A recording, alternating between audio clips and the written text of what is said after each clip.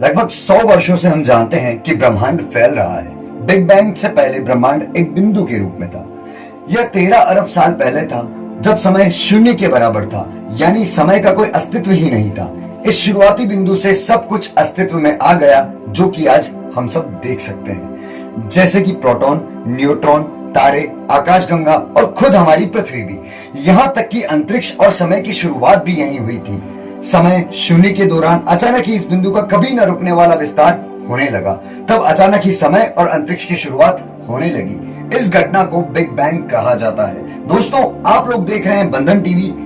हम आपके लिए लाएंगे राजनीति, साइंस फिक्शन, करंट अफेयर्स और भी अच्छे वीडियोस, तो आप चैनल को सब्सक्राइब करना ना भूलें। चलिए बढ़ते हैं आगे की तरफ, बिग बैंग की तरफ।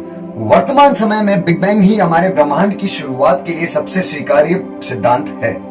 यह ब्रह्मांड के विस्तार होने की खोज से प्रेरित है। यह एक असामान्य और हमारे समझ से परे की घटना थी। यह विस्फोट नहीं था, ना ही यह किसी चीज के अंदर हो रहा था। उस वक्त ऊपर नीचे दाएं बाएं जैसी कोई चीज नहीं थी जिससे हम सब वाकिफ हैं। यह छोटे से बिंदु से बड़ा होता जा रहा था। तो फिर यह हुआ क्या था और उसके पहले क्या था? हम इंसानों को हमारे आसपास की चीजें देखकर हमेशा यह जिज्ञासा होती रहती है। हम जानना चाहते हैं कि ये सब चीजें वैसी ही क्यों हैं जैसी वह है। समय और अंतरिक्ष दोनों ही ब्रह्मांड के भीतर निहित रूप से समाये हुए थे और बिग बैंग होने के साथ ही अचानक अस्तित्व में आए। लेकिन इसका कोई कारण नहीं था, क्योंकि इसका कोई कारण होता तो भी वह हमारे लिए उपलब्ध नहीं है। यह सब हमारे अनुभव के बाहर से आई हुई चीज है। इस दायरे में समाधान कोई भी हो, लेकिन हमारे लिए तो आश्चर्य से भरा ही होगा। इस बात का कोई मतलब ही नहीं होगा कि कोई चीज बिना कारण के अस्तित्व में आए। जब समय ही नहीं था, इसका मतलब वहां पर सब पहले जैसी कोई चीज नहीं थी, इसलिए इसका कोई मतलब नहीं था। हमें किसी ऐसे समाधान तक पहुंचना चाहिए जो समय और अंतरिक्ष से पहले मौजूद था। ज्यादातर लोग बिग बैंग के होने का कारण भगवान को मानते हैं। जब लोग कहते हैं कि भगवान ने ब्रह्मांड की रचना की है, तभी दिमाग में इसका सवाल उठता है कि भगवान को किसने बनाया। लोगों को यह सवाल पूछने पर ज्यादातर यह जवाब मिलता है कि भगवान हमेशा से ही अस्तित्व में थे और रहेंगे, क्योंकि यह जवाब इस चीज के आगे बढ़ने से ज्यादा संतोषजनक है। एक रचनाकार जो बिना किसी कारण के ही पहले से अस्तित्व में है, कई लोग इसे भी संतोषजनक जवाब नहीं मानते हैं। मल्टीवर्स का विचार भी इस मामले को हल नहीं करता है।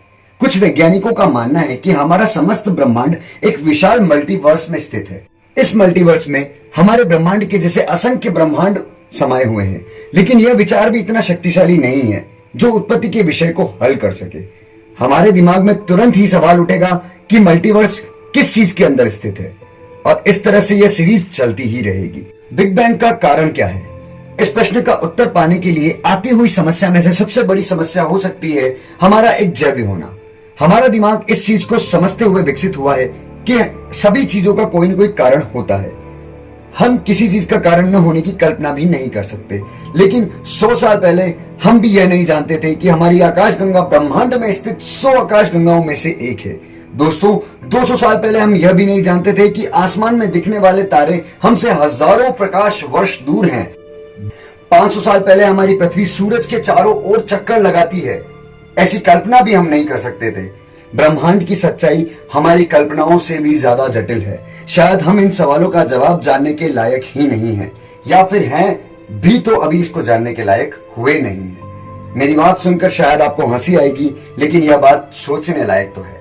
जब आप कहते हैं नथिंग, तभी वह समथिंग बन जाती है। मेरा मतलब, आपने उसे एक नाम दिया नथिंग, फिर उसको एक तरह से डिस्क्राइब कर दिया।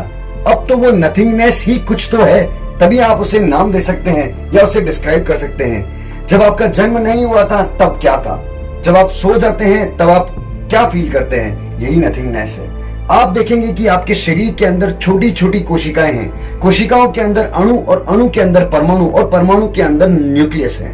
न्यूक्लियस के बीच में प्रोटॉन और न्यूट्रॉन होते हैं, और उनके आसपास अलग अलग कक्षाओं में इलेक्ट्रॉन परिक्रमा करते हैं। जब आप डीप जाएंगे तब आप देखेंगे कि इन प्रोटॉन, न्यूट्रॉन और इलेक्ट्रॉन्स के बीच की जगह खाली है, यानी कि पूरा परमाणु ज्यादातर खाली है।